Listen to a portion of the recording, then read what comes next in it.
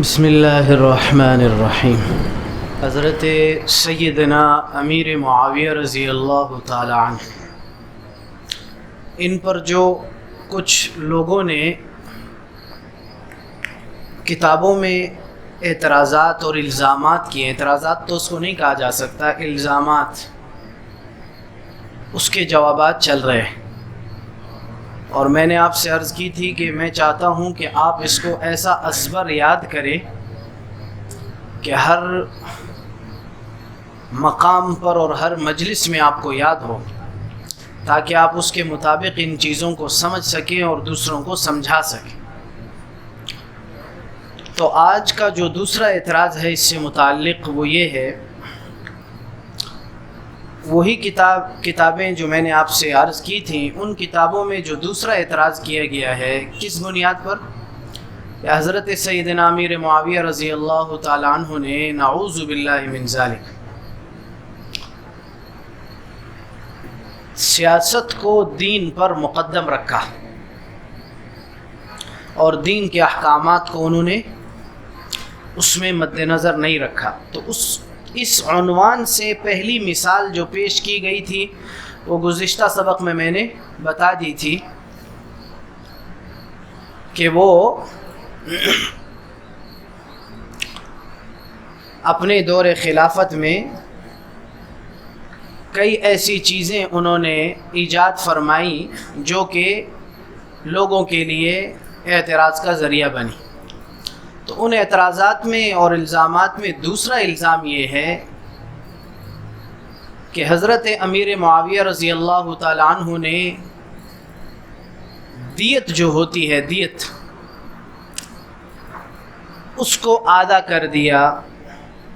اب دیت سمجھ لیں اور ایک جملہ اور سمجھ لیں، پھر آگے چلتے ہیں۔ دیت کہا جاتا ہے، اللہ حفاظت فرمائے، کوئی بھی کسی کو قتل کر دے نا جان بوجھ کے یا غلطی سے، تو اگر غلطی سے ہوا ہے پھر تو دیت دینی پڑتی ہے، اور اگر جان بوجھ کر ہوا ہے پھر اگر اس کے ورثاء دیت کا مطالبہ کریں تو دینا پڑتا ہے۔ یہ دیت ہوتی، خون بہا جس کو کہتے ہیں۔ اب مدینہ منورہ کی جب ریاست بنی تھی تو اس میں کافر بھی تھے، مسلمان بھی تھے۔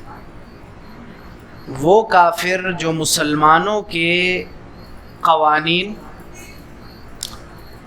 ان کے جرنل قوانین، ہر قانون نہیں، جرنل قوانین اور اس کی پاسداری کا عہد کرے، مسلمانوں کے دین پر علی الاعلان طعن و تشنیع نہ کرے، اس کا عہد کرے،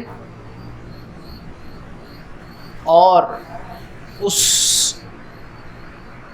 مقام کو، اس ملک کو اس کا وہی درجہ دے جو کہ ان کے ہاں ہے، تو اس کی جان، مال، خون کا تحفظ اس حکومت اسلامی کے ذمہ ہوتا ہے کہ اس کی جان، مال اور خون کا، اولاد کا تحفظ کرے، عزت کی۔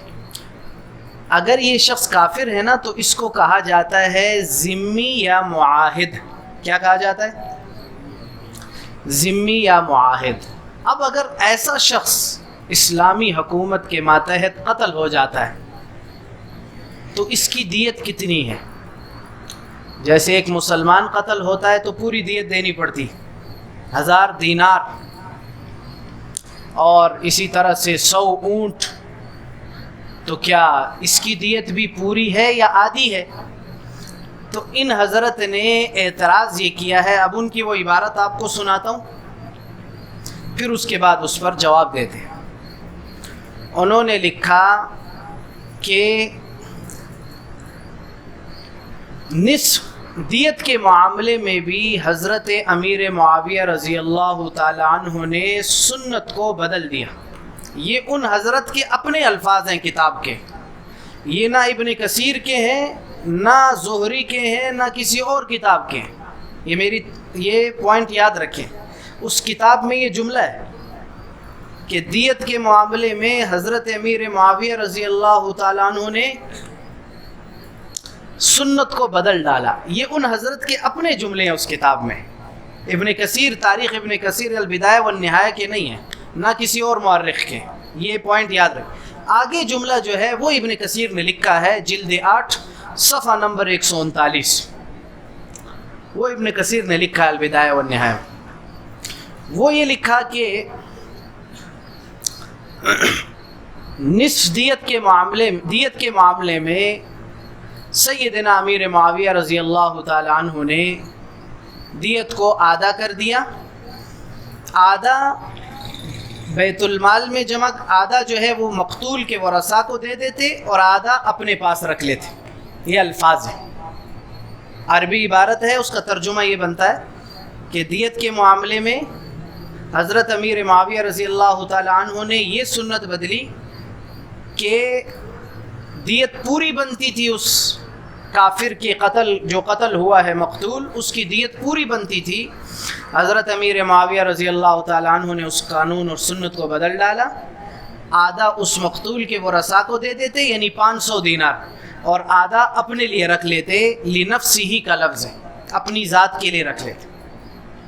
اب اس جملے کی وجہ سے ان حضرت نے اپنی کتاب میں یہ اعتراض کر ڈالا، نعوذ باللہ من ذالک، کہ سیدنا امیر معاویہ رضی اللہ تعالی عنہ نے سنت کو بدلا، سیاست کو دین پر مقدم رکھا.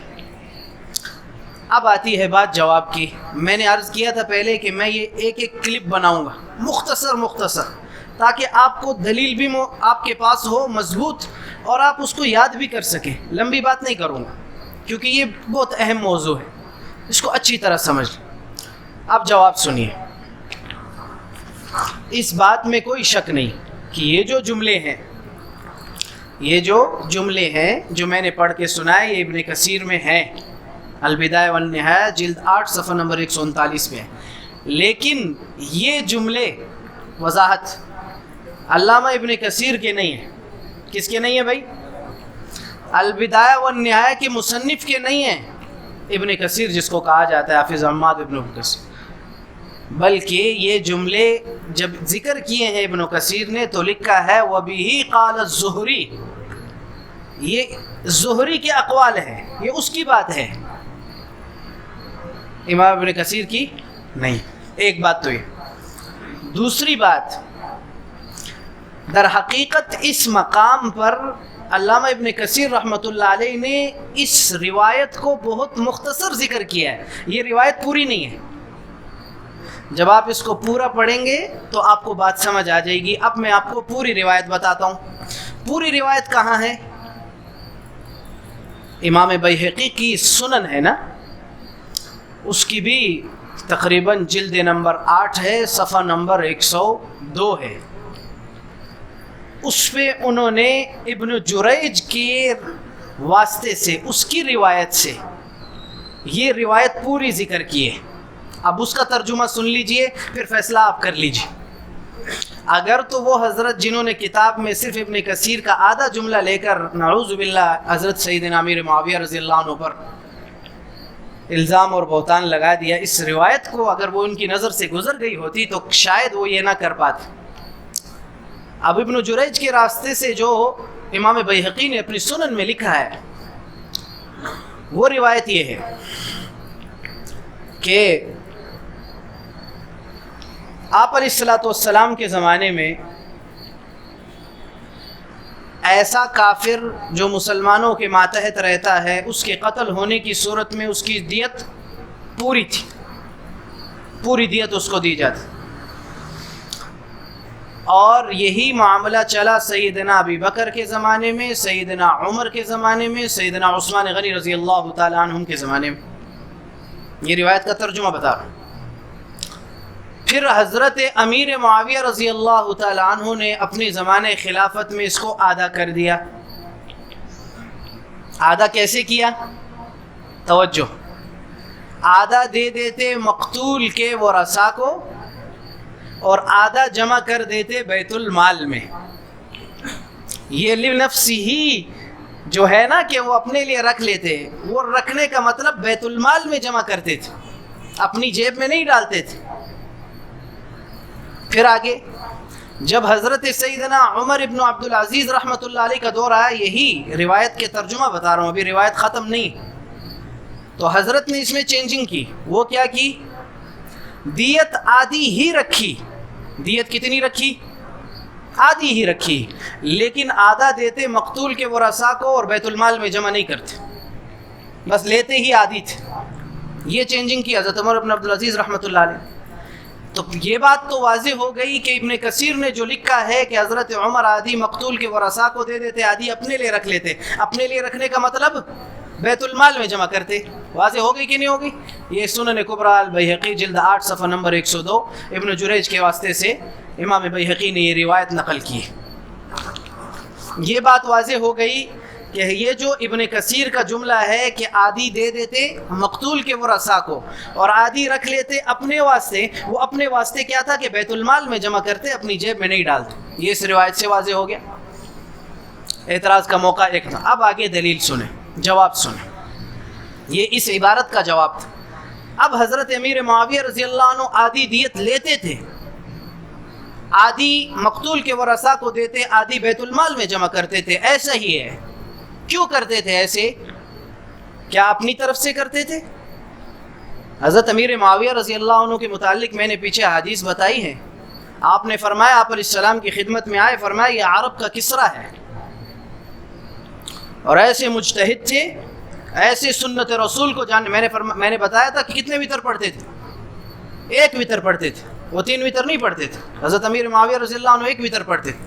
حضرت عبداللہ ابن عباس سے کسی نے پوچھا رضی اللہ عنہ کہ حضرت امیر معاویہ ایک وتر پڑھتے، آپ کی ان کے بارے میں کیا رائے؟ فرمایا اصاب انہ فقیہ، یہ ٹھیک کرتے، فقیہ آدمی ہے، مجتہد ہے، آپ علیہ السلام کی حدیث سامنے سے گزری ہوں گی، اس درجے کے آدمی، ایسے معمولی آدمی نہیں۔ پھر بہادر کہتے تھے، کیسے تھے؟ میں نے بتایا تھا کہ شام کی سرحدوں پر روم تھا عیسائی، اس سب کو روکا ہوا تھا، خون اور پسینے ان کے دانتوں سے نکلتے تھے، ایسے دبایا ہوا تھا۔ آپ علیہ السلام کے زمانے سے لے کر سیدنا علی المرتضیٰ رضی اللہ عنہ کے زمانے تک گورنر رہے، سب کو دبایا، ایسے آدمی تھے۔ تو اب مسئلہ سمجھیے، یہ تو ہوئی ابن کثیر کی عبارت کا جواب کہ لنفسہ کا معنی یہ ہے کہ اپنی جیب میں نہیں ڈالتے تھے، بیت المال میں جمع کرتے تھے۔ اچھا، بیت المال میں کیوں ڈالتے تھے؟ حضرت امیر معاویہ رضی اللہ تعالی عنہ سے کسی نے پوچھا کہ بھائی آپ آدھا ان کو دیتے ہیں، آدھا بیت المال میں کیوں ڈالتے ہیں؟ حدیثوں سے دلائل ان کے پاس تھے، وہ حدیثیں میں بتا رہا ہوں ابھی۔ عقلی دلیل پیش کی، ربیعہ نقل کرتے ہیں یہ حضرت امیر معاویہ کا قول۔ فرمایا دیکھو کہ اگر یہ مقتول، یہ کافر مرا، یہ کافر مر گیا، آپ کے علم میں ہونا چاہیے جو کافر مسلمانوں کے ماتحت رہتا ہے وہ جزیہ دیتا ہے کہ نہیں دیتا؟ وہ جزیہ دیتا ہے۔ تو جب مر جائے گا جزیہ بند ہو جائے گا کہ نہیں؟ وہ جزیہ بند ہوگا تو مسلمانوں کے بیت المال کو نقصان ہوگا، یہ ایک مسلم قانون ہے، اس میں کوئی اختلاف کی بات ہی نہیں۔ تو جب فرمایا یہ مر گیا تو ٹھیک ہے، اس کو تکلیف پہنچی تو ہم نے آدھی دیت اس کے ورثاء کو دے دی، بیت المال کو بھی نقصان پہنچا کہ آپ جزیہ نہیں آئے گا تو آدھا ہم نے بیت المال میں جمع کر دی۔ یہ عقلی دلیل پیش کی۔ اب سن لیں اس مسئلے کا جواب کہ آیا یہ مسئلہ قرآن و سنت کی روشنی میں کیا ہے؟ تو یاد رکھیں، یہ وہی بات ہے جو پیچھے میں نے بتائی کہ یہ فقہی مسئلہ ہے کہ بھائی رفع الیدین کرنا ہے کہ نہیں کرنا۔ تو جس جانب جو کرتا ہے اس کو آپ گمراہ کہتے، جو نہیں کرتا اس کو گمراہ کہتے، فقہی مسئلہ ہے، دونوں طرف روایتیں۔ یہ بھی ایسا ہی ہے، اس میں آپ علیہ السلام کی 2 روایتیں، ایک روایت ترمذی، نسائی، ابن ماجہ ان کتابوں نے نقل کی، وہ یہ کہ آپ علیہ السلام نے فرمایا کہ کافر کی دیت آدھی ہے، یہ آپ کا قول ہے، ان 3 کتابوں نے نقل کی۔ کافر کی دیت، ذمی معاہد کی دیت آدھی ہے، آپ کا قول ہے، حدیث ہے۔ ایک روایت امام بیہقی نے نقل کی ہے جلد 8 صفحہ نمبر 103 پہ، وہ سیدنا عبداللہ ابن عمر کی روایت ہے کہ آپ علیہ السلام نے فرمایا کہ کافر اور مسلمان کی دیت برابر ہے۔ 2 روایتیں ہو گئی، دونوں حدیثیں ہیں، دونوں کتابوں میں موجود ہیں۔ اب اس بارے میں سیدنا عمر ابن عبدالعزیز رحمۃ اللہ علیہ نے اور امام مالک رحمۃ اللہ علیہ نے ترمذی، نسائی، ابن ماجہ کی روایت کو لیا ہے کہ کافر کی دیت آدھی ہے۔ امام اعظم امام ابو حنیفہ رحمۃ اللہ علیہ اور سفیان ثوری رحمۃ اللہ علیہ نے سنن کبریٰ البیہقی کی روایت کو لیا ہے حضرت عبداللہ ابن عمر کی روایت کو کہ نہیں، دیت پوری ہے۔ حضرت امیر معاویہ رضی اللہ تعالیٰ عنہ نے دونوں حدیثوں میں تطبیق کی ہے۔ کسی حدیث کو رد نہیں کیا. اصل کام یہی ہے کہ حدیثوں کو یہ نہیں کہ ایک کو لے لو باقی کو ردی کی ٹوکری میں ڈال دو. آپ کے جو فرمان جہاں تک آ رہے ہیں قابل قبول ہیں، جہاں تک ان کو لیا جائے، اس پہ عمل کیا جائے جہاں تک قابل قبول ہے. حضرت نے دونوں میں تطبیق کی کہ فرمایا کہ آدھی لے لو تو آدھی دیت پوری لے لو تو ایک حدیث پر عمل ہو جائے گا جو حضرت عبداللہ ابن عمر کی روایت کہ مسلمان اور کافر کی دیت برابر ہے، مسلمان کی پوری کافر کی بھی پوری، تو دیت تو لے لو پوری، آدھی دے دو مقتول کے ورثاء کو، تو دوسری حدیث پر بھی عمل ہو گیا کہ کافر کی دیت آدھی ہے اور آدھی جمع کر دو بیت المال میں، بیت المال مسلمانوں کا بھی فائدہ ہوگا. یہ وہ فیصلہ ہے جس کو مجتہد ہی سمجھ سکتا ہے، یہ عام آدمی نہیں سمجھ سکتے. جن کے ذہنوں میں صحابہ کا بغض بھرا ہوا وہ کہاں سمجھیں گے ان فیصلوں؟ یہ مجتہد فقیہ آدمی عالم سمجھ سکتے ہیں جن کو اللہ نے علم دیا ہوا، علم کا نور دیا ہوا ہے. یہ فیصلہ فرمایا. اب اس بات سے کسی کو اختلاف نہیں. اب بتلائیے کہ حضرت امیر معاویہ رضی اللہ تعالیٰ عنہ نے دین میں نئی چیز ایجاد کی، سنت کو بدل ڈالا، سیاست کو دین پہ مقدم رکھا. یہ دو حدیثیں تھیں آپ کے آپ علیہ السلام کی حدیثیں، امام الانبیاء کی حدیث ہے، انہی میں سے دونوں کو تطبیق کر کر یہ فیصلہ کیا. جیسے پچھلے مسئلے میں نے بتایا تھا کہ اس میں بھی دونوں باتوں میں صحابہ کا ایک وقت سے اختلاف چلا آ رہا تھا، حضرت نے ان میں سے ایک کو لے لیا، مجتہد تھے. جہاں ایسے ہی ہوا نا، دیکھا آپ دیکھتے ہیں صحابہ کے زمانے سے جن مسائل میں اختلاف چلا آ رہا ہے تو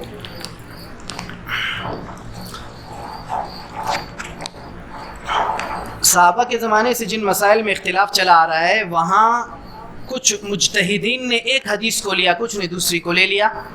گمراہ تو نہیں ہے کہ ایک یہ گمراہ وہ دونوں حدیثیں آپ کی طرف کہ ہاں ایک افضل ہے غیر افضل ہے، بس اتنا فرق.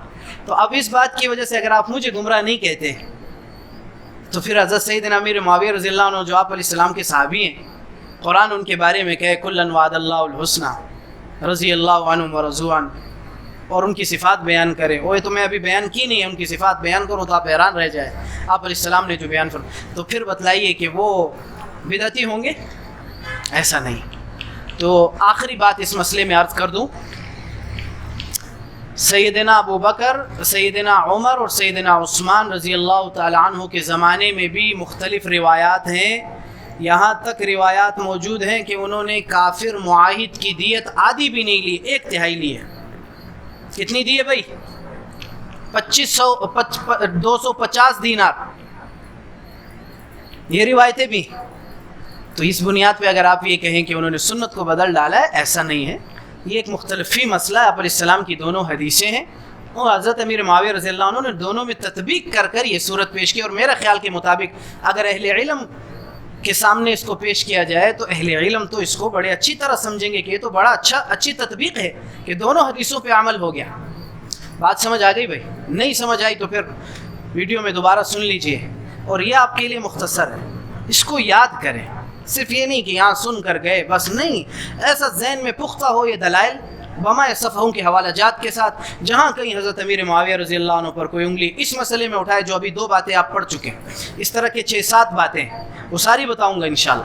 تو ان 2 پر فی الحال یہ کہ عبور ہو اور آپ فوراً ادب کے ساتھ، اخلاق کے ساتھ، ہمدردی اور خیرخواہی کے ساتھ، نصیحت کے لیے، یہ نہیں کہ کسی کے تنقید کا نشانہ بنانا ہے یا کسی کو ذلیل کرنا ہے یا کسی کو ہم نے دبانا ہے، نہیں. دعوت کی نیت سے ہمدردانہ نصیحت کے ساتھ آپ اس بات کو ان تک پہنچائیں کہ بھائی دلیل کی بنیاد پہ بات یہ ہے، اخلاق کے ساتھ.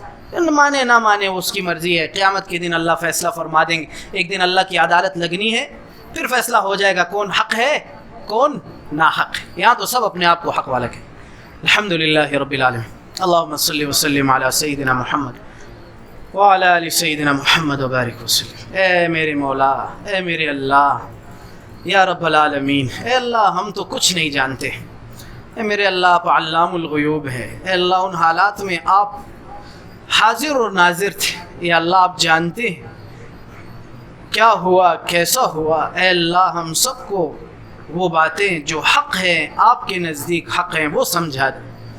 ہمیں دین حق کی سمجھ عطا فرما دے، دین کی صحیح سمجھ عطا فرما، باطل کے گمراہی کے راستوں سے ہمیں محفوظ فرما لے. اے اللہ قرآن و سنت کی صحیح سمجھ عطا فرما دے، دین کی صحیح سمجھ عطا فرما، سنت کے مطابق چلنے والا بنا دے، بدعات سے محفوظ فرما دے، دین و دنیا ہم سب کی اچھی فرما دے۔ اے اللہ ہمیں بھی، ہماری اولادوں کو، ہماری قیامت تک آنے والی نسلوں کو 100% ملت ابراہیمی پر، آپ علیہ الصلوۃ والسلام کی ملت پر قائم فرما دینا، ہر قسم کے فتنوں سے، آزمائشوں سے، امتحانات سے، خصوصاً ظن و زر دجال کے فتنوں سے محفوظ فرما۔ وَاجْعَلْ لِي مِنْ وَرَثَةِ جَنَّةِ النَّعِيمِ وَاجْعَلْ لِي لِسَانَ صِدْقٍ فِي الْآخِرِينَ وَاغْفِرْ لِأَبِي إِنَّهُ كَانَ مِنَ الضَّالِّينَ وَلَا تُخْزِنِي يَوْمَ يُبْعَثُونَ يَوْمَ لَا يَنفَعُ مَالٌ وَلَا بَنُونَ إِلَّا مَنْ أَتَى اللَّهَ بِقَلْبٍ سَلِيمٍ وصلی اللہ سبحان اللہ